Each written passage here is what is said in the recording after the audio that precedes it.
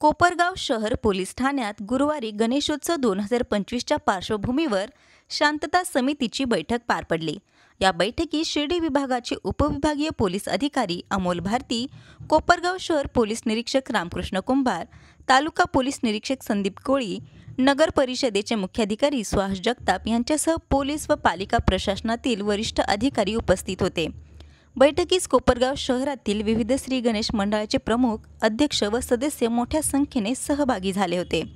गणेशोत्सव काळात कायदा व सुव्यवस्था राखणे, मिरवणुकीतील आवाजाची पातळी नियंत्रित ठेवणे, वाहतूक व्यवस्था सुरळीत ठेवणे व सार्वजनिक सुरक्षेची काळजी घेणे या बाबींवर आवश्यक त्या सूचना यावेळी देण्यात आल्या। उपविभागीय पोलीस अधिकारी अमोल भारती यांनी कायदेशीर नियमांचे काटेकोर पालन करण्याचे महत्त्व अधोरेखित केले। सर्व गणेश मंडळांनी यावेळी पोलीस प्रशासनाला पूर्ण सहकार्य करण्याचे आश्वासन दिल्याने बैठक शांततेत व यशस्वीरित्या संपन्न झाली। संवाद महाराष्ट्रासाठी रवी वाघडकर, कोपरगाव।